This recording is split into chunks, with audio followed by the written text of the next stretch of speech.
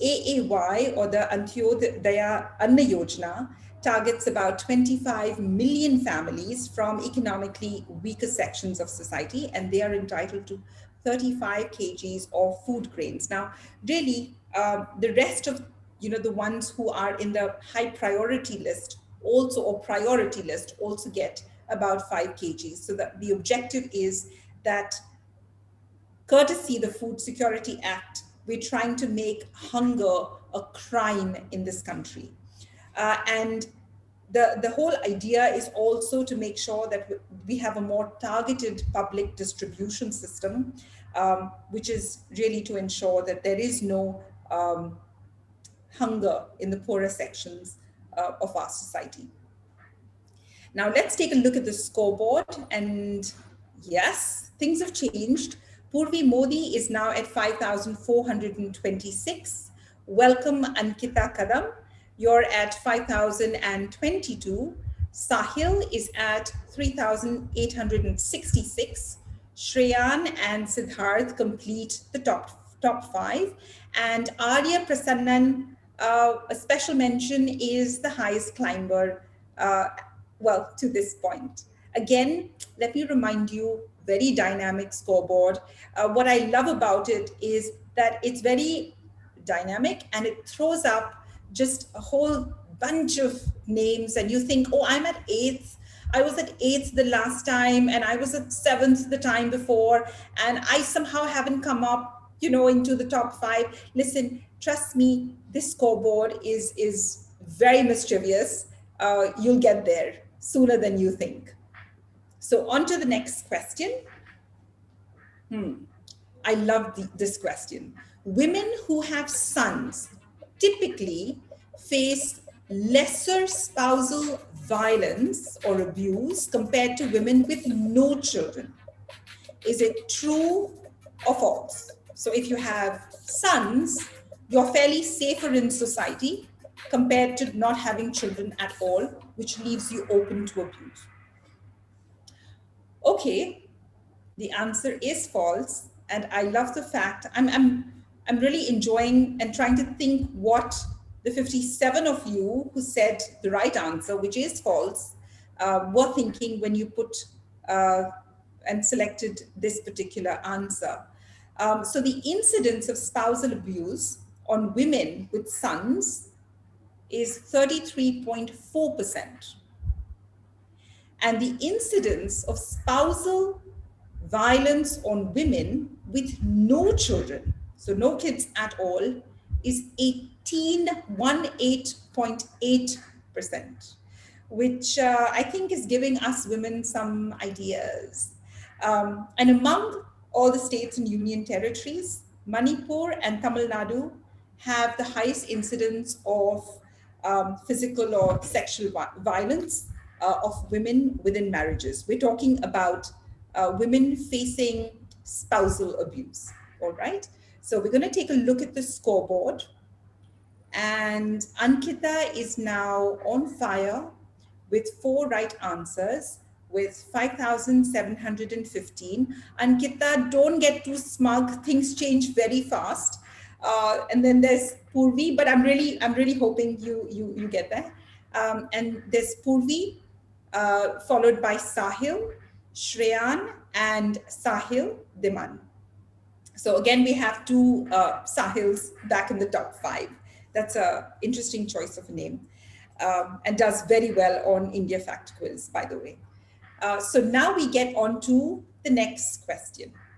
This state had the highest acreage for pulses. Is it Rajasthan, Madhya Pradesh, Maharashtra, or Karnataka?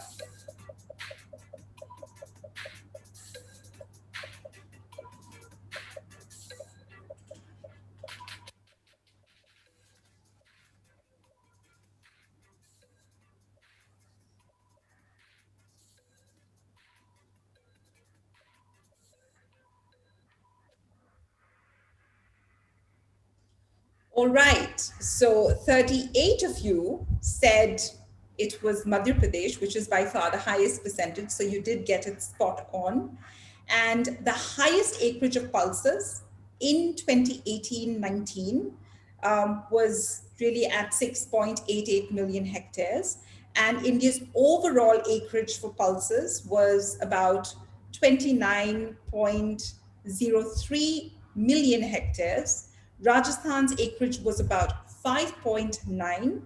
Maharashtra's was 3.5. Of course, I think Maharashtra loves sugarcane, etc., a little too much. And Karnataka's was 3.37 million hectares. Now, this question comes to us from the good people at India Data Portal, followed by the next question too. But before that, we'll take a look at the scoreboard. Okay, so Ankita's kind of defying my words and holding on to the pole position, followed by Purvi, Shiva, Sahil, and Shreyan.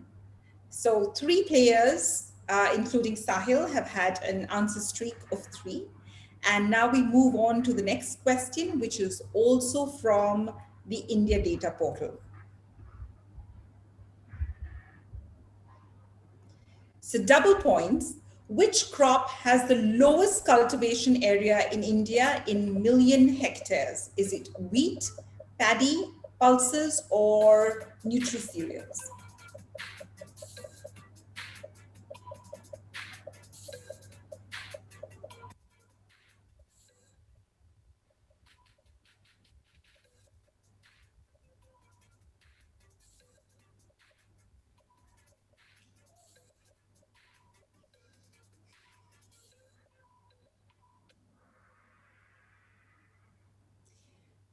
Well, okay, so this is interesting because 72 of you had the right answer, which is nutri-cereals.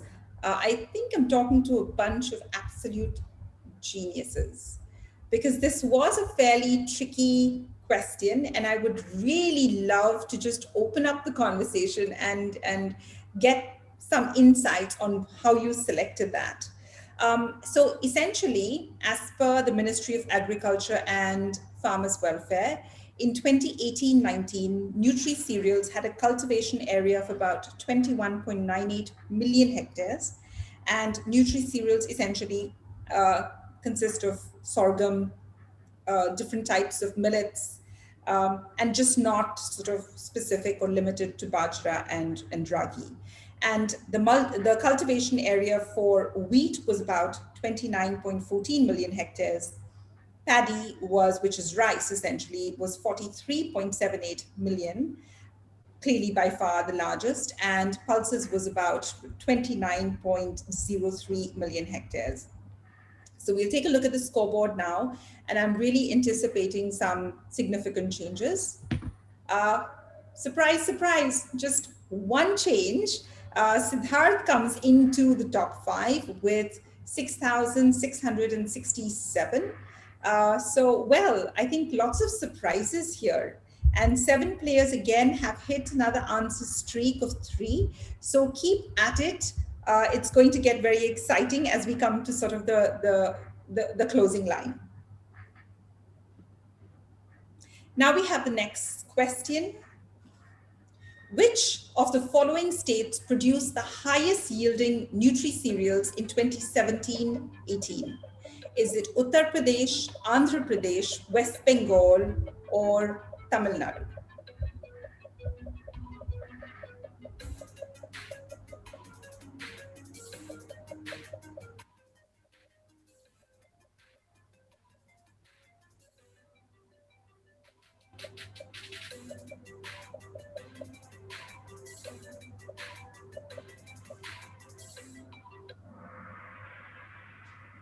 Not too bad. So Andhra Pradesh is the right answer. In 2018-19, Nutri-Cereals had a cultivation, like I'd mentioned before, of about 21.98 million hectares. And essentially, clearly, something is going right with the state of Andhra Pradesh, where we're focusing a lot on Nutri-Cereals.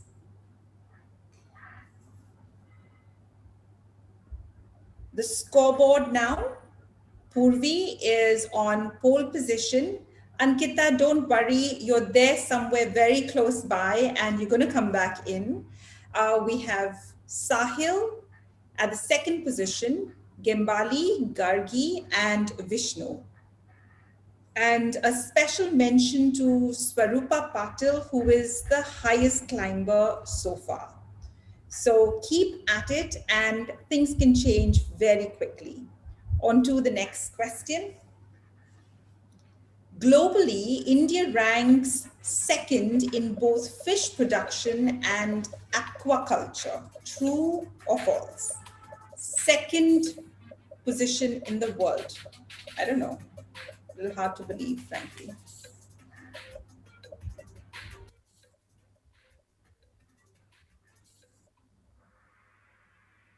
Right. Okay. So yes, 72 of you are right. India is the second largest producer of fish and the second largest aquaculture nation in the world. And fish production has increased from 5.66 million metric tons in 2001 to 12.61 million metric tons in 2017-18. Clearly, because of the advantage of a very long coastline, we have access, and you have, of course, to very sort of independent kind of water sources in the Arabian Sea and the Bay of Bengal, and you have this very vast and rich network of rivers across India, fresh water as well. The potential really for fish cultivation is extremely high, and it just seems the right thing that we should be the second largest producer of fish. So we take a look at the scoreboard, and Purvi is now sort of very possessive about where she is. With the second question, she's still on pole position, followed by Sahil. Vishnu, Gimbali, and Ankita is at 8,200. A special mention here to Abhishek Gijare, who is the highest climber with this round.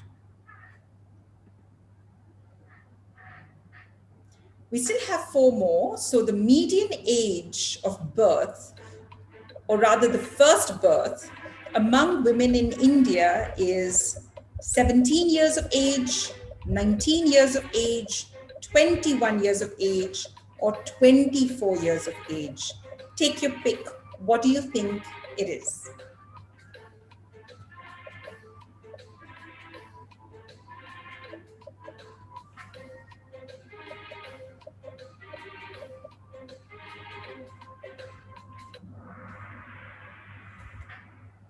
All right. So 45 of you said 19.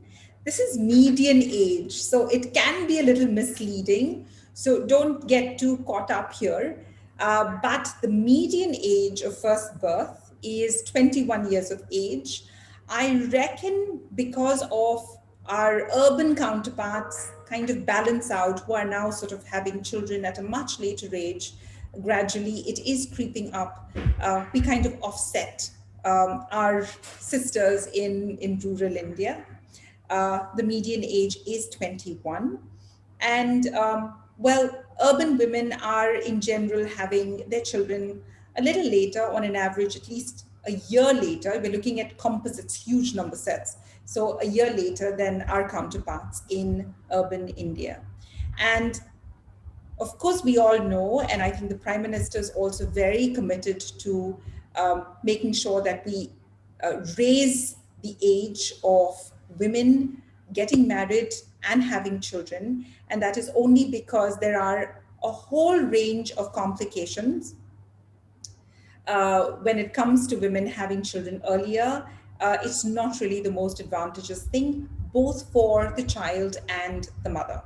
Also, just from being able to provide for the child, you're much better off when you have you're slightly older as opposed to being a very young mother. So with that, we go on to the scoreboard now and see if anything's changed. Well, Sahil is now leading with 11,625. Sahil, don't get too complacent, huh? This moves really fast. Purvi will tell you. We have Gargi at 9,736, Drashti and Vishnu Dvedi.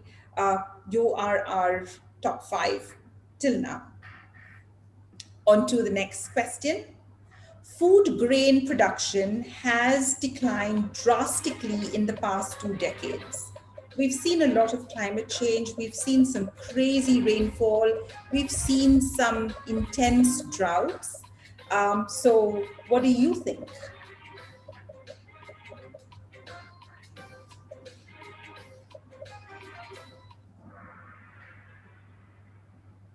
Okay, in spite of being a little sort of misleading here, 59 of you did in fact get it right, and um, this is clearly false. Between 2015 and 18, the total food production in India was about 269 million tons. Food production in India has increased by 71 million tons since 1996 and 99. Among the broad categories of food grains, rice has the highest share of production, followed by wheat, coarse cereals, and pulses. Again, this is really part of India's strategy to make sure that hunger is a distant dream. And I do hope that by just keeping on at the problem and just focusing and just hammering at that problem, we're able to make it sort of, I wouldn't say disappear, but at least not at the ratio and proportion that it still is in spite of all these efforts.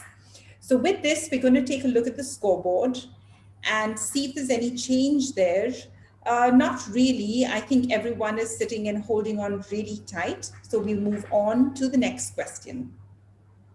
The southwest monsoons in 2019 were the heaviest India has witnessed in 25 years. Is it true or false?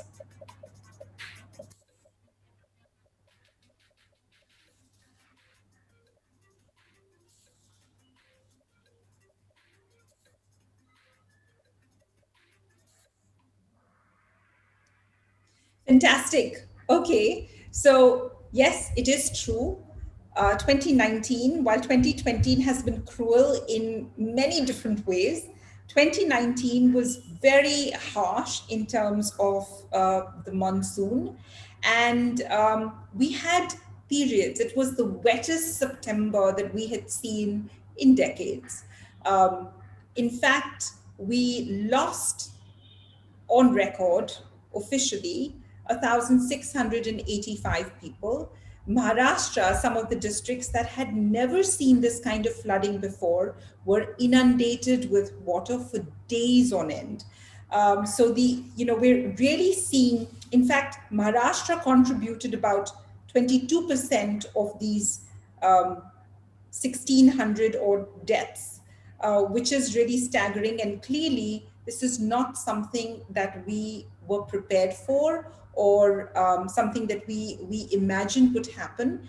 Because typically, when you are aware, you know that there is flooding at certain times of the year, you are prepared.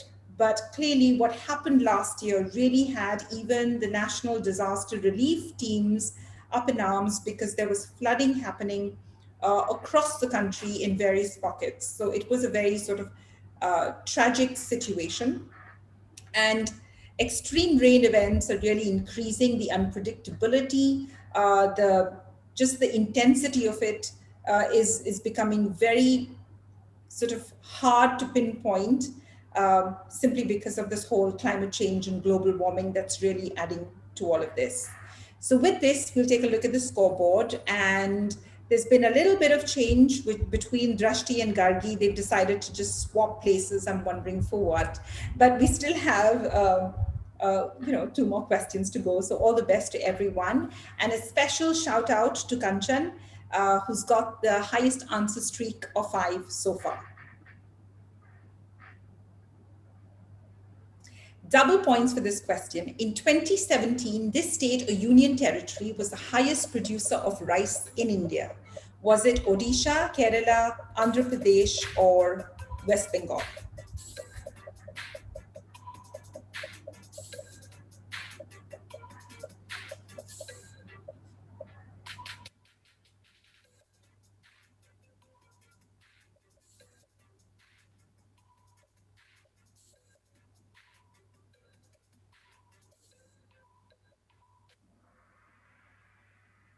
Fantastic. So most of you, 34 of you, have said it was West Bengal, and that is the right answer. West Bengal produced 15 million tons of rice, making it the largest producer in 2017.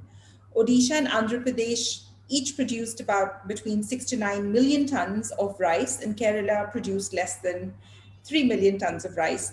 When Kerala appears on any of these questions, in fact, health definitely, but most questions I tend to just sort of go for it simply because you just assume that yes, you could be right.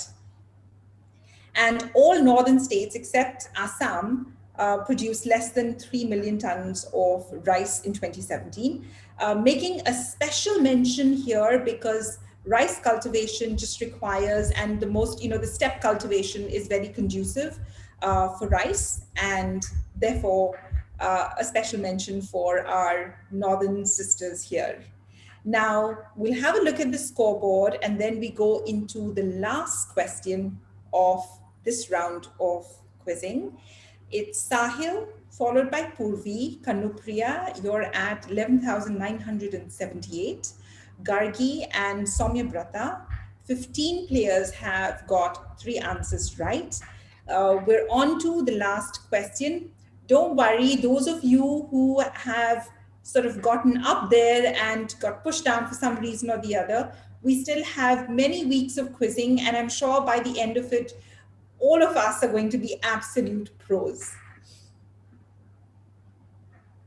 The total meat production has gone down. We're comparing 2010-11 to 2017-18. The total meat production has gone down. Is it true or is it false?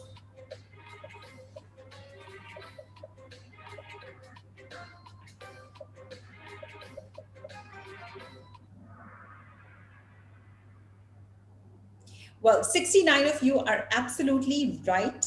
It is false. Meat production, and sometimes you read about certain cases, banning of certain meats in certain states, and you might just go with the assumption that, hey, yeah, seems like meat production has indeed gone down because of all of these, well, be blank, blank, blank bans, etc. We try not to sort of be a political space, and that's focused just on facts and numbers. But I'm just sort of trying to sort of extend logic and say why 34 of you would have thought yes, indeed, it has gone down. But in fact, we still continue to be a fairly robust meat consuming country, and the meat production has registered a healthy growth of from 2.3 million tons to 7.7 million tons in 2017-18. And we also have are quite the leaders when it comes to the B dash dash dash production in terms of exports as well. I hope you really enjoyed, and we did focus a bit more on the World Food Day and the fantastic data that we've got from the India data portal. I hope you've really enjoyed all of these questions. We're going to take a look at the scoreboard and we'll see who the winners are and who are going to get those fantastic the copies of that fantastic book on how to survive a plague. Those of you who have not made it, hang in there with us. Things change a lot. We have Shivangi on Friday in Hindi at 5 o'clock. We have the Game of Facts on Saturday, and then we have the special edition with Hindol Sen Gupta. So there are enough and more opportunities. And these books are curated by a very committed, this just selecting the gifts itself is like one big thing in India Fact Quiz, because we love books, and then we want to make sure we're giving out the best. Some of you may get your gifts and rewards a little late. The lockdown is lifting up. Things are kind of getting a little normal, but we're still seeing that in some parts of the country, we're not being able to reach the book. So just be a little patient with us.